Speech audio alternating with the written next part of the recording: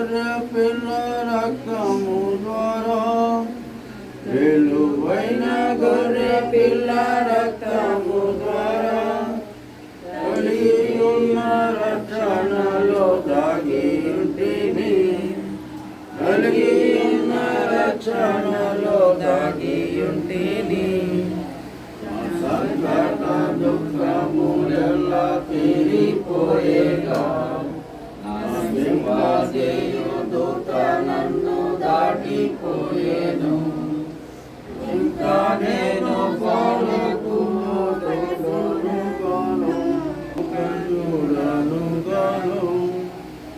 ఇంకా నేను సియోను నాశింపజేయు దూత నన్ను దాటిపోయేను మార్చబడు నాదు మార మధురముగా ఆరు జలము బండ నుండి తాగుచుందును మార్చబడు నాదు మార మధురముగా ఆరు జలము బండ నుండి తాగుచుందును సంకట దుఃఖములెల్లా తీరిపోయేగా నశింపజేయు దూత నన్ను దాటిపోయేను సౌందర్యమయ పరమ కారణమును నా నిత్యమైన సత్యమాది మాకు చెందదు సౌందర్యమయ పరమ నా నిత్యమైన స్వాస్యమాది మార్పు చెందదు నా సంకట దుఃఖములెల్లా తీరిపోయేగా నా సింపజేయు దూత నన్ను దాటిపోయేను ఆనందమే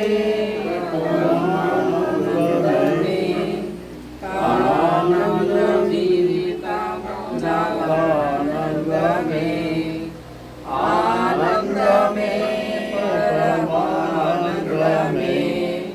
కాను జీవితము నాకారణమే నా సంకట దుఃఖములెల్లా తీరిపోయేగా నా సింపజేయు దూత నన్ను దాటిపోయేను నా దేవుడే ఎడారిలో నాదు ప్రభువు నా దేవుడిచ్చు క్రొత్తమన్న నాకు చాలును నా దేవుడే ఎడారిలో నాదు ప్రభువు నా దేవుడిచ్చు క్రొత్తమన్న నాకు చాలును నా సంకట దుఃఖములెల్లా తీరిపోయేగా నా సింపజేయు దూత నన్ను దాటిపోయేను నా యేసు ప్రభువే నా బలము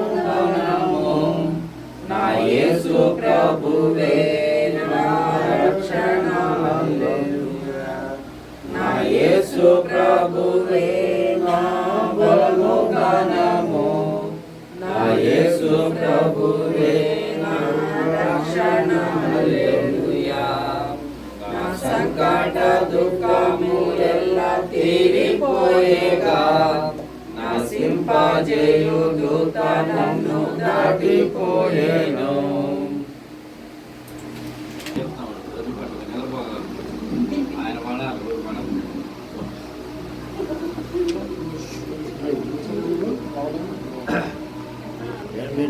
అయిపోలాం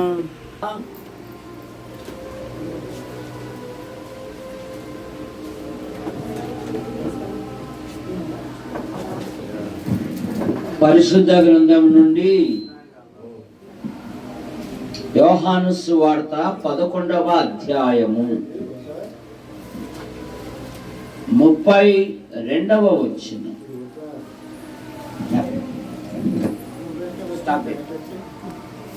అధ్యాయము 32వ వచనం. అంతటా మరియా యేసు ఉన్న చోటికి వచ్చి ఆయనను చూసి ఆయన పాదముల మీద పడి, ప్రభువా నీవు ఇక్కడ ఉండిన ఎడల నా సహోదరుడు సావకుండుననెను.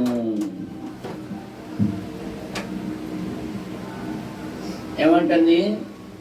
ప్రభువా నీవు ఇక్కడ ఉండిన ఎడల, నీవు ఇక్కడ ఉండిన ఎడల నా సహోదరుడు సావకుండు ఉండుననెను.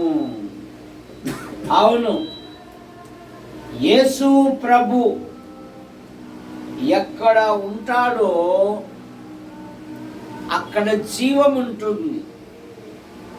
ఎందుకంటే యోహాను సువార్త 1వ అధ్యాయములో ఆదియందు వాక్యము ఉండెను, వాక్యము దేవుడై ఉండెను, వాక్యము దేవుని యొద్ద ఉండెను, ఆయనలో జీవం ఉండెను, ఆయన ప్రతి మనిషిని వెలిగించుచుండెను అనే మాట మనం చూస్తాం.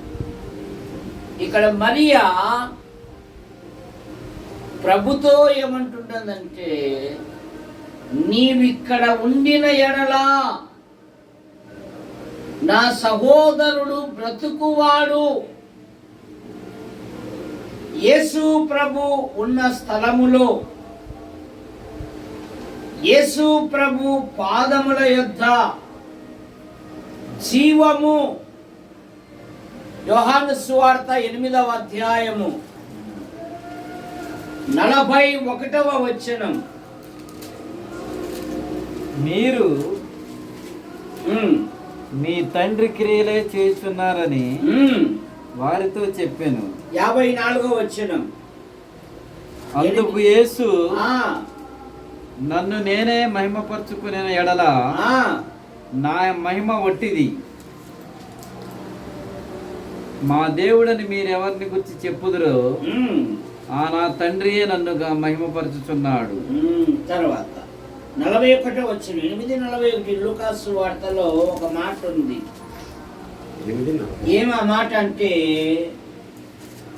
12 సంవత్సరముల నుండి రక్తస్రావరముతో ఉన్న ఒక స్త్రీ వైద్యుల చేత ఎంతో తిప్పలు పడి తనకున్నదంతయు ఖర్చు చేసి మరింత సంకటపడేను అనే మాట మనం చూస్తాం. ఆమె యేసును గూర్చి విని ఆయన వస్త్రమును ముట్టిన ఎడల నేను బాగుపడుదును అని విశ్వాసముతో ఆ సమూహమును చొచ్చి ఆయన వస్త్రమును ముట్టగా ఏమని రాయబడిందంటే, ఆమె రక్తస్రావం నిలిచిపోయాను. వెంటనే ఆమె రక్తధారలు నిలిచిపోయాను. యేసు ఉన్న చోట జీవమున్నది కనుక మరియా, ప్రభువా నీవిక్కడ ఉండిన ఎడల నా సహోదరుడు సావకుండును, బ్రతికేవాడు. ఈ రక్తస్రావం కలిగిన స్త్రీ తనకున్న డబ్బంతా ఖర్చు చేసి వైద్యుల చేత ఎన్నో తిప్పలు పడి ఎక్కడికి వెళ్ళినా నివారణ జరగలేదు, కానీ మరింత సంకటపడింది. యేసు ప్రభు యొక్క అద్భుత కార్యములను చూసి విని, ఎలాగైనా నేను ఆయన వస్త్రమును ముట్టిన ఎడల నేను బాగుపడదను. తన రక్తధారలు కట్టాడు. ఆయన వస్త్రమును ఎప్పుడైతే ముట్టాడు, బైబిల్లో ఆయన మాట ద్వారా స్వస్థత, ఆయన ఉమ్మి ద్వారా స్వస్థత, ఆయన వస్త్రము ద్వారా స్వస్థత. ఎందుకంటే ఆయన జీవాధిపతి.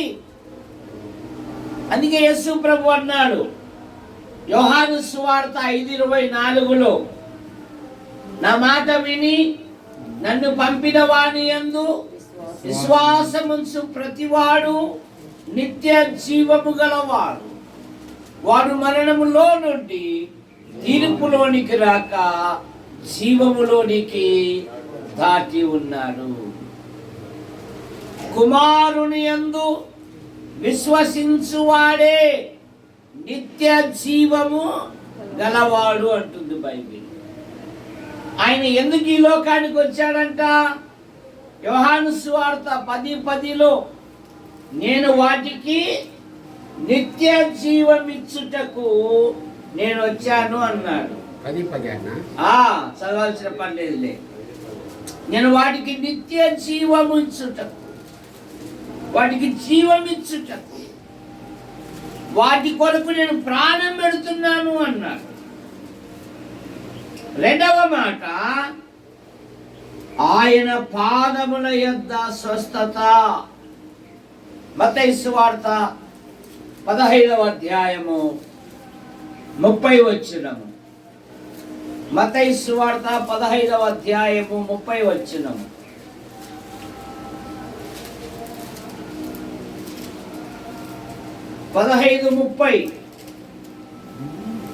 చదవాలి. బహుజన సమూహములు ఆయన యొద్దకు గుడ్డివారు, మూగవారు, అంగహీనులు మొదలైన అనేకులను తీసుకొని వచ్చి ఆయన పాదముల యొద్ద పడవేసిరి. ఆయన వారిని స్వస్థపరిచెను. ఆయన పాదముల యొద్ద రకరకాల బలహీనతలు కలిగిన వారు, రకరకాల జబ్బులు కలిగిన వారు, రకరకాల రోగగ్రస్తులను అనేకులను వారు తీసుకొని వచ్చి ఆయన పాదముల మీద పడవేశాడంట. ఆయన వారిని స్వస్థపరిచెను. 4వ అధ్యాయము మత్తయి సువార్తలో 23, 24, 25 వచనాలలో వారి సమాజ మందిరములలో బోధించుచు దేవుని రాజ్యమును గూర్చిన సువార్తను ప్రకటించుచు ప్రజలలోని ప్రతి వ్యాధిని ప్రతి రోగమును ఆయన స్వస్థపరచుచు గలిలయ అన్నంతటా సంచరించుచు ఉండెను. కనుక ఆయన పాదముల యొద్ద స్వస్థత. ఆయన స్వస్థత ఇచ్చే దేవుడు. కారణమేమి? యెషయా గ్రంథం 53వ అధ్యాయములో ఆయన పొందిన గాయముల చేత మనకు స్వస్థత కలుగుతూ ఉంటది. యోబు గ్రంథం 5:18లో ఆయన గాయపరచి గాయమును కట్టును, ఆయన చేతులే స్వస్థపరచును. నిర్గమకాండము 15:26లో మీ దేవుడైన యెహోవా వాక్కును శ్రద్ధగా విని వాటి చొప్పున నడుచుకుంటే ఐగుప్తీయులకు కలగజేసిన రోగములలో ఏదియు మీకు రానీయను, ఒకవేళ వచ్చినను నిన్ను స్వస్థపరచు వాడను. ఆయన బాగు చేయువాడు, ఆయన స్వస్థత ఇచ్చువాడు, ఆయన స్వస్థపరచు దేవుడు. 2 దినవృత్తాంతములు 7:14లో అదే కదా, నా పేరు పెట్టబడిన నా జనులు తమ్మును తాము తగ్గించుకొని తమ చెడు మార్గమును విడిచి తమ పాపములను ఒప్పుకొని ప్రార్థించిన ఎడల నేను వారినే కాదు వారి దేశమునే స్వస్థపరచుదును. ఆయన బాగు చేయు దేవుడు మన ప్రభు అయిన యేసుక్రీస్తు. ఆయన జీవము గల దేవుడు. మూడవ మాట, ఆయన పాదముల యొద్ద బోధ దొరుకుతుంది. లూకాసు వార్త 10వ అధ్యాయం 39వ వచనం. లూకాసు వార్త 10:39. లూకాసు వార్త 10:39.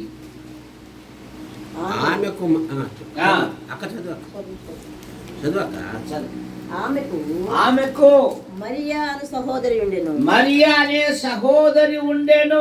ఆమె యేసు పాదముల యొద్ద కూర్చుండి ఆయన బోధ వినుచుండెను. ఎంత ధన్యకరమైన జీవితం అండి. యేసు ప్రభు ఆయన ఈ లోకంలో ఉన్నప్పుడు యోహాను సువార్త 7వ అధ్యాయము ఆఖరి వచనములోను 8వ అధ్యాయం 1వ వచనములో ఏమనుందంటే, అంతటా ఎవరిళ్ళకు వారు వెళ్ళిరి, యేసు ఒలీవ కొండకు వెళ్ళెను అనే మాట మనం చూస్తాం. ఎవరే గాని బా ఏం చెప్పారండి, భలే చెప్పారండి. అసలు ఈరోజు పరలోకం చూసినట్టుందండి, భలే చెప్పారండి. సరే ప్రభు ఆ టైం అయితే నేను పోతానాలే అంటున్నా. ఒక్కరు కూడా ఈ రాత్రి ఎక్కడున్నావు అడిగారు శిష్యులు. బోధకుడా నువ్వెక్కడ కాపురం ఉన్నావు అంటే ఏమన్నాడు యేసు ప్రభు? నక్కలకు గుంట నక్కలకు గొరియలున్నవి, కూళ్ళున్నవి,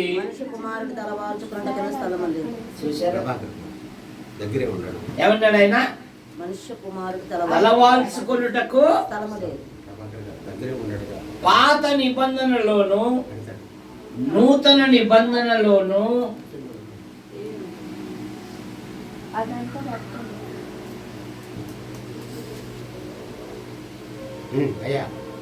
బీదలే ఎక్కువగా దేవుని పనికి ఉపయోగపడ్డారు. పాత నిబంధనలోను నూతన నిబంధనలోను బీదలే. 3 ఏళ్ళు 6 నెలలు దేశమంతట మహాక్షామం కలిగినప్పుడు ఏలియాను ఎవరు చేర్చుకున్నారు? ఎవరు చేర్చుకున్నారు? సారేపతనే విధవరాలు. ఆమె చెప్తా ఉంది, యెహోవా జీవము తోడు, నా ఇంట్లో 6 బస్తాల పిండి 2 డబ్బాల నూనె ఉంది అని చెప్పిందా? ఉరియా పాలు భార్య చెప్పాలా? చెప్పాలి. అయ్యా యెహోవా జీవము తోడు, కొంచెం పిండి పర్వాలేదమ్మా, అందులోనే ఒక చిన్న అప్పము నా యొద్దకు నీకున్న దానిలో. చూసారా, లోబి లేవు లేవు అంటానే ఉంటాడు, కొంటానే ఉంటాడు. ఎందుకంటే లోబికి దేవునికి ఇవ్వడానికి మనసు రాదు. ఈమె అంటున్నది, నా ఇంట్లో కొంచెము పిండి పర్వాలేదమ్మా, అందులోనే ఒక చిన్న అప్పము నా యొద్దకు. భూమి మీద వర్షము కురిపించు వరకు ఆ ఇంటిలో ఏం లేదమ్మా, కోదవా అనే పదము లేదు, కొరత అనే పదము లేదు. ఇక నూతన నిబంధనలో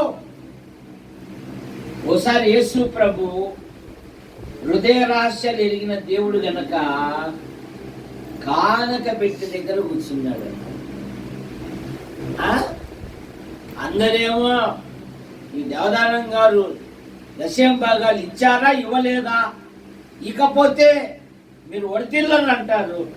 చేసిన పీడబాయప్ప ఈ నెల అయిపోయి అప్ప, లేకపోతే అబ్బా అని రిసుకుతో ఇస్తున్నారు. కానీ ఒక బీద విధవరాలు 2 కోట్లు వేసిందా, 2 లక్షలు వేసిందా, 2 10 వేసిందా, 2 10 వేసిందా? తప్పట్లు కొట్టండి. ఎంత వేసింది? భయముతో బిక్కుమని అట్లా వేసేయాలకి హలో అందరు నా వైపు చూడండి, మీకంటే ఈమె ఎక్కువగా మాసిదోనియ విశ్వాసులు నిరుపేదలైనను వారి దాతృత్వం బహుగా విస్తరించెను. యేసు ప్రభు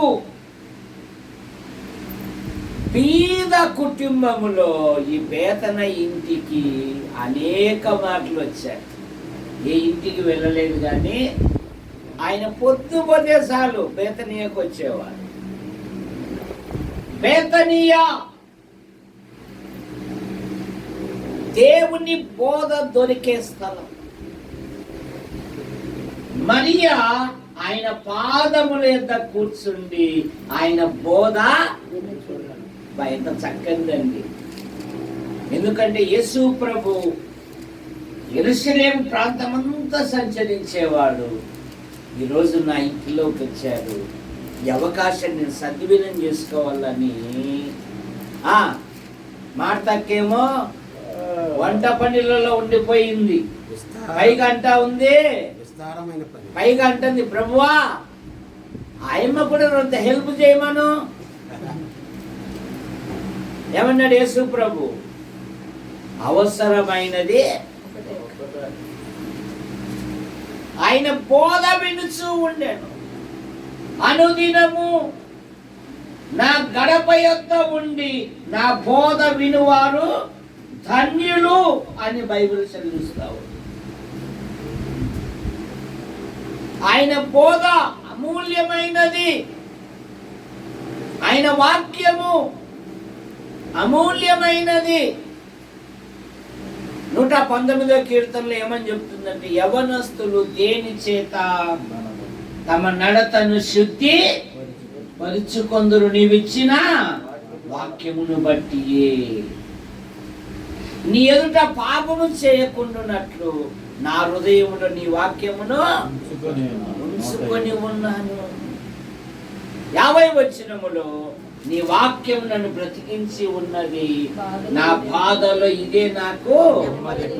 160వ వచనములో నీ ధర్మశాస్త్రమును ప్రేమించు వారికి ఎంతో నెమ్మది. దేవుని వాక్యము ధ్యానించటం వలన, దేవుని వాక్యం పఠించటం వలన, దేవుని వాక్యం హృదయములో భద్రం చేసుకున్నట వలన కుటుంబములో ఎన్ని చికాకులున్నా దేవుడు సహాయం చేస్తాడు, దేవుడు ఇస్తాడులే. నాకు ఒక అనుభవం ఉంది, భయపడాకండి అని మన పిల్లలకు ప్రభు వైపునకు మళ్ళించాలి. మీరు ఆయన మీద ఆధారపడండి, మీరు ఆయన కొరకు నిలబడండి. బైబిల్లో 5 కుటుంబాలకు ఆశ్చర్యకరంగా సంతానం ఇచ్చిన దేవుడు ఉరియాపాలు కుటుంబానికి, బోయాజు కుటుంబానికి ఎందుకు ఇడు? లేట్ అయినా లేటెస్ట్ గా ఇస్తాడు ఆయన. లేట్ అయినా హలో లేట్ అయినా లేటెస్ట్ గా ఇస్తాడు ఆయన. ఎందుకంటే మా చెల్లెలి కూతురోళ్ళు మరి వాళ్ళిద్దరు, ఆయన బ్యాంక్ మేనేజర్, దాదాపు 6-7 సంవత్సరాలైనా పిల్లలు లేదు. ఏంది మామ నువ్వు నిరుత్సాహపడకు, దేవుడు ఆశ్చర్యకరంగా ఇస్తాడులే అని చెప్పి ఒకే కానుపులోనే ట్విన్స్ ఇచ్చాడు దేవుడు. అమ్మ మళ్ళా నువ్వు బాధపడకూడదని ఒక అబ్బాయిని ఒక అమ్మాయిని ఇచ్చేశాడు ఒకే కానుపులో. ఈ 7 సంవత్సరాలు నువ్వు బాధపడినావు కదా, ఇక బాధ వద్దమ్మా. మా అన్న కొడుకు కూడా ఒక కూతుర్ని ఒక కొడుకుని ఇచ్చాడు, ట్విన్స్. ఆశ్చర్యకరంగా నమ్ముట నీ వలనైతే నమ్మువానికి సమస్తము అయితే భార్య భర్తలు ప్రార్థన చేయాలి, లోపాలు వెతుక్కోకూడదు.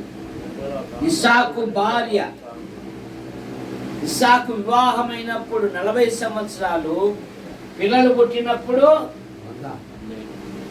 ఎన్ని సంవత్సరాలు? పిల్లలు పుట్టినప్పుడు 60 సంవత్సరాలు. ఇస్సాకు భార్య గొడ్రాలు గనుక అతడు ఆమె విషయమై యెహోవాను అడగలేదు. ఎన్ని సంవత్సరాలు ప్రార్థించాడు? 20 సంవత్సరాలు ప్రార్థించాడు. పోరాటము కలిగిన ఒక యాకోబునిచ్చాడు దేవుడు. యాకోబు గర్భములోనే 12 గోత్రాలు ఉద్భవించాయి కనుక ఆయన ఆశ్చర్యకరుడు. పట్టుదలతో ప్రార్థిస్తూనే ఉండాలి జవాబు ఇచ్చేంత వరకు. ఏం జవాబులే విసుగు అని విసుగుపడకూడదు అని లూకా సువార్త 18:1 అదే కదా, వారు విసుగక నిత్యము ప్రార్థన చేయుచుండవలెనని ఆయన వారికి ఉపమానం చెప్పాడు. వారు విసుగక.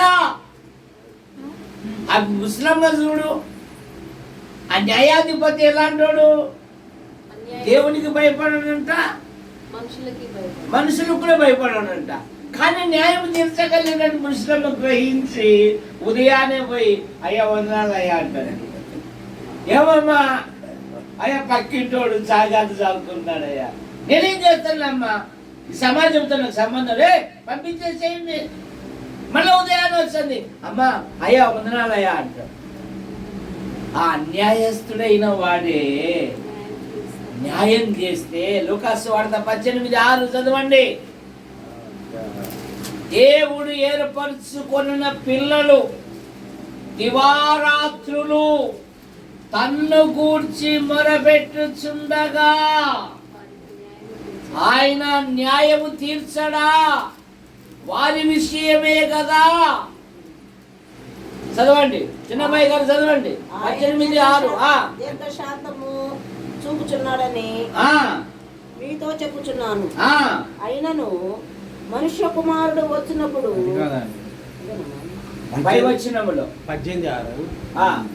మరియు ప్రభు ఇట్లనెను, అన్యాయస్తుడైన ఆ న్యాయాధిపతి చెప్పిన మాట వినుడి. దేవుడు తాను ఏర్పరచుకొనిన వారు దివారాత్రులు తన్ను గూర్చి మొరపెట్టుచుండగా వారికి న్యాయము తీర్చడా? ఆయన వారికి త్వరగా న్యాయము తీర్చును. ఆయన త్వరగా న్యాయం తీర్చును కదా. ప్రార్థన చేయాల, విసుగుపడకూడదు. విసుగక నిత్యము ఆందోళన పడకూడదు. 5 కుటుంబాలకు బైబిల్లో ఆశ్చర్యకరంగా ఇచ్చిన దేవుడు మనకెందుకు ఇవ్వలేడు? ఇస్తాడు. ఆయన ఆశ్చర్యకరంగా ఇస్తాడు కనుక ఆయన పాదముల యొద్ద బోధ దొరుకుతుంది. ఆయన పాదముల యొద్ద క్షమాపణ. లూకా సువార్త 7వ అధ్యాయం 36వ వచనములో 47వ వచనములో చదవాల్సిన పని లేదు. సీమోను యేసు ప్రభు వారిని తన ఇంటికి ఆహ్వానించాడు. ఆ అమ్మాయికి చక్కని పేరు పెట్టారు. ఆ పేరు పోయింది. ఆమె విలువైన అత్తరు బుడ్డి పగలగొట్టి ఆయన పాదములు రాస్తూ కన్నీళ్లు గారుస్తూ ఉండగా సీమోను ఏమనుకుంటున్నాడు మనసులో? చిచ్చి, ఇంకేమన్నా బుద్ధి ఉందా? ఈమె యువతిదో ఎటువంటిదో ఎరిగి ఉంటే, సీమోనా నన్ను పిలిచావు బాగానే ఉంది, నా పాదాలకి ఏమన్నా నీళ్ళు ఇచ్చావా అన్నాడు. ఈమె అయితే ఆమె విస్తారముగా ప్రేమించను గనక ఆమె విస్తార పాపములు ఇప్పుడు యేసు ప్రభు ఆమెతో అంటున్నాడు, కుమారి సమాధానం కలిగిన దానివై వెళ్ళు అంటున్నాడు. ఇప్పుడు సమాధానమ్మ అని పేరు పెట్టాడు. ఏం పేరు పెట్టాడు ఆమెకు? సమాధానమమ్మ. యేసు ప్రభు దగ్గరికి వస్తే ఎటువంటి పాపినైనా ఆయన క్షమిస్తాడు. మానవుడు పాపములో పుట్టి పాపములో పెరిగి పాపములో జీవిస్తూ పాప పరిహారము కొరకై అనాది నుండి అనేకమైన ప్రయత్నములు చేస్తున్నాడు. మానవ ప్రయత్నములు దేవుని దృష్టిలో మురికి పేలికలు గనుక అయ్యో నేనంతా దౌర్భాగ్యులను, ఇట్టి మరణమునకు లోనగు శరీరము నుండి నన్ను ఎవడు విడిపించును. మానవుడు తన అపరాధముల కొరకు, తన దోషముల కొరకు, తన పాపముల నిమిత్తమై బలులు అర్పిస్తున్నాడు. జంతువుల యొక్క రక్తము, పక్షుల యొక్క రక్తము పాపములను తీసివేయట అసాధ్యము గనక లోక పాపం మోసుకుని పోము దేవుని గొర్రె పిల్లగా మన పాపముల కొరకు, మన దోషముల కొరకు, మన అపరాధముల కొరకు ఆయన శిలువలో బలియాగమై తన రక్తాన్ని చిందించాడు. ఆయన నామమందు విశ్వాసముంచు వాడెవడో ఆయన నామ మూలముగా వానికి పాప క్షమాపణ దొరుకును అని బైబిల్ సెలవిస్తాం. రోమాపత్రిక 3వ అధ్యాయము 26, 28 వచనాలలో కాబట్టి నమ్మువారు ఆయన కృపచేతనే ఉచితముగా ఖచ్చితముగా నీతిమంతులుగా తీర్చబడు. ఆయన పాదముల యొద్ద పాప క్షమాపణ. 130 కీర్తనలు. ఇశ్రాయేలు యెహోవా మీద ఆశ పెట్టుకొనుము, ఆయన యొద్ద క్షమాపణ దొరుకును. యేసు ప్రభు దగ్గర ఏం దొరుకుతుందంట? క్షమాపణ దొరుకు. భూమి మీద మనుష్య కుమారునికి పాపములను క్షమించే అధికారము మరి ఎవరి వలన రక్షణ పొందలేము గాని ఈ నామము వలనే మనం రక్షణ అయ్యేలాగా రక్షణ పొందుటకు నేనేమి ప్రభు అయిన యేసునందు విశ్వాసముంచుము, అప్పుడు నీవును ఇంటి వారు రక్షణ పొందుతారు. ఆయన పాదముల యొద్ద ఆదరణ. ప్రార్థన గ్రంథం 1వ అధ్యాయము 17వ వచనం.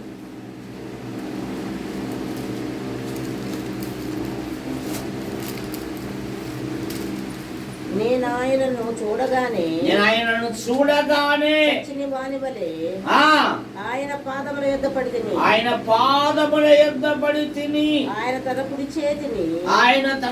చేతిని నా మీద ఉంచి నాతో ఇట్లనెను భయపడకుము, నేను మొదటి వాడను కడపటి వాడను జీవించు వాడను మృతుడనైతిని గాని ఇదిగో యుగ యుగములు సజీవుడనై ఉన్నాను. ఆయన పాదముల యొద్ద ఆదరణ. బైబిల్లో 30,000 వాగ్దానాలు ఉన్నాయి.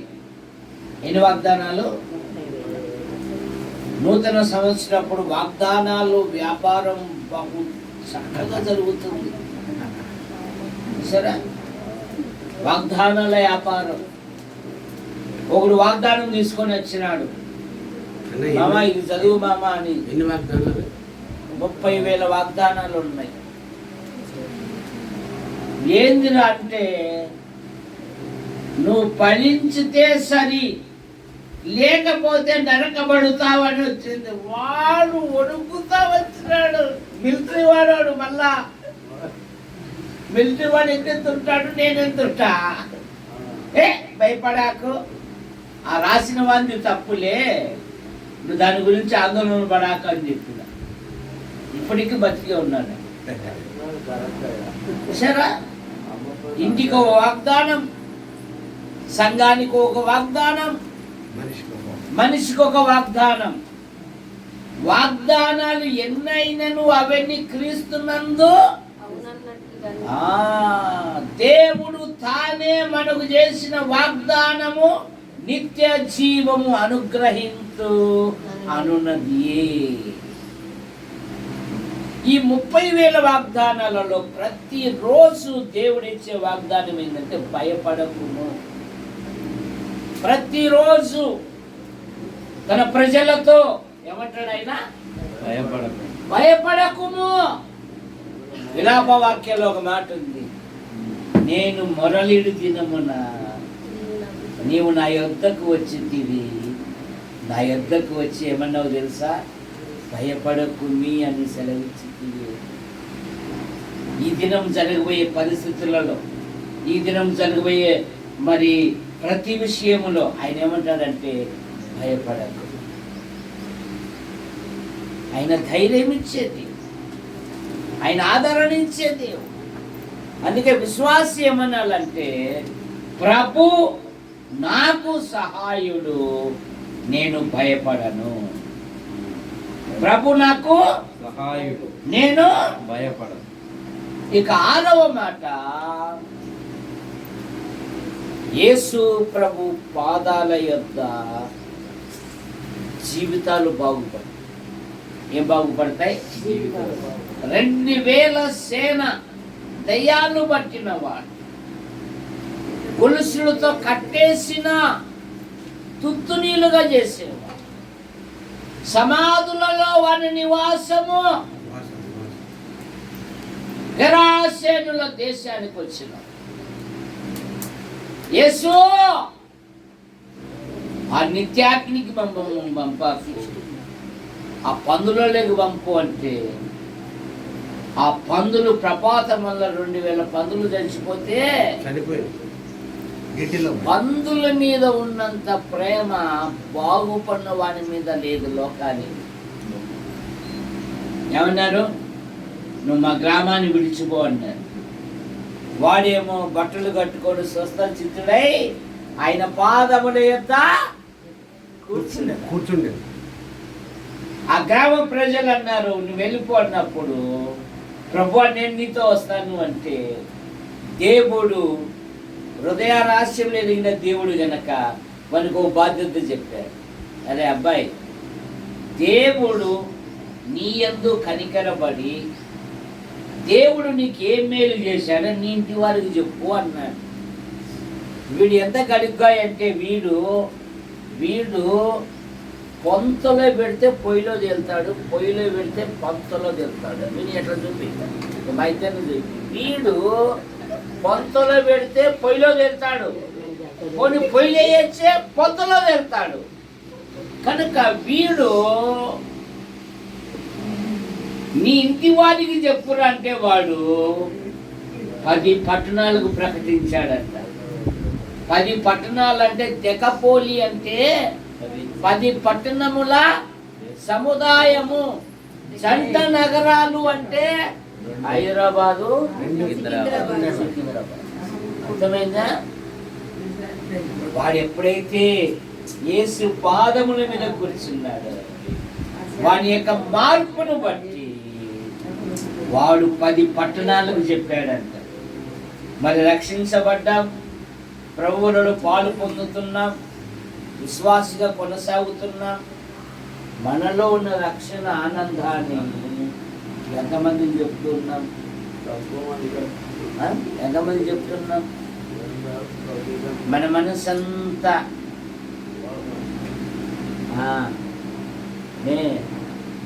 పోతున్నాడు, అది కూడా పోతుంది. అవసరం ఇవన్నీ మనకు. పిలిచిన వాని గుణాతిశయములను ఏం చేయాలంట? ప్రచురించాలి. సమరయ స్త్రీ తన పాపపు కుండను వదిలిపెట్టి ఆ ఊరిలోని సమరయులకు ఈయన క్రీస్తు కాడ, ఆమె మాటను బట్టి ఆ ఊరిలోని సమరయులు అనేకులు ఆయన యందు విశ్వాసం ఉంచిరి. ఆఖరి మాట, ఆయన పాదముల యొద్ద కృతజ్ఞత. లూకా సువార్త 17వ అధ్యాయములో 10 మంది పురుషులు 17-16 10 మంది కుష్ఠరోగులు బాగయ్యారు. గొప్ప శబ్దముతో 10 మంది బాగైతే ఎంతమంది దేవుని తిరిగి వచ్చి ఆయన కృతజ్ఞతాస్తుతులు చెల్లించి ఖచ్చితంగా చెప్పు. ఆయన ఖచ్చితంగా చెప్పాలా? ఒక్కడే వచ్చాడంట. తప్పట్లు కొట్టండి. వచ్చిన ఆయన కూడా సమరయుడు. తప్పట్లు కొట్టండి, తప్పట్లు కొట్టండి. ఒక్కడే వచ్చాడు. వచ్చింది ఎవరయ్యా? సమరయుడు. 10 మంది బాగైతే వారిలో ఒకరికి స్వస్థత కలుగుట చూసి వాడు పరిగెత్తుకొని వచ్చి ఆయన పాదముల మీద పడి ఆయనకు కృతజ్ఞతాస్తుతులు. వాడు సమరయుడు. దేవుని స్తుతించాలి. నీ జీవితములో, నీ కుటుంబములో, నీ వ్యక్తిగత జీవితములో దేవుడు చేసిన ప్రతి మేలును బట్టి ఆయనకు కృతజ్ఞతాస్తుతులు చెల్లించాలి. 103వ కీర్తనలో అదే కదా, నా ప్రాణమ యెహోవాను, నా అంతరంగమున సమస్తమైన పరిశుద్ధ నామమును, నా ప్రాణమ యెహోవాను సన్నుతించుము, ఆయన చేసిన ఉపకారములలో దీనిని.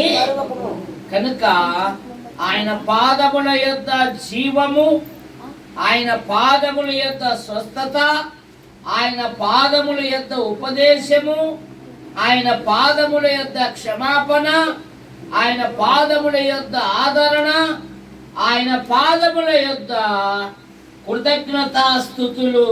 కనుక విశ్వాసి జీవితములో ప్రభు మనకు చేసిన మేలంతటిని బట్టి మనం ప్రభును స్తుతించాలి.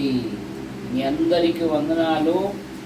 మరి రేకుల షెడ్డు నిర్మాణంకు యాడికిలో సంఘము, ఇతర సంఘాలు, సహోదరులు, చిన్నబ్బాయి గారి కుటుంబ సభ్యులు చేసిన మేలను బట్టి మరొకసారి మీకు హృదయపూర్వకమైన వందనాలు చెల్లిస్తున్నాము. ఇక గోడలు 2 బాత్రూములు కట్టాలి. వాటి గురించి కూడా మీరు ప్రార్థన చేయండి. మీ అందరికీ వందనాలు. అన్నా, మా సంఘం తరఫున రిక్వెస్ట్ చేస్తున్నాను, నెలకు ఒక సండే మా దగ్గర ఉండాలి. మీ ఖర్చులు మేమే చూసుకుంటాం. చిన్నబ్బాయి గారు, నెలకు ఒక వారం 106 అయినా 600 అయినా అగ్రహారం పాడైనా నెలకు ఒకసారి మీ దగ్గరకు వస్తాం. ఓకే, వందనాలు.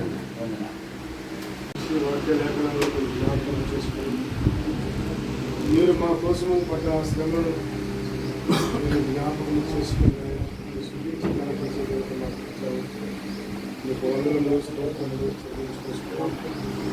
వచ్చిన పట్టుబడులను గడిపడిలో దీవించండి, ఆశీర్వదించండి. దయగల మా దేవ, కనుగల మా దేవానికి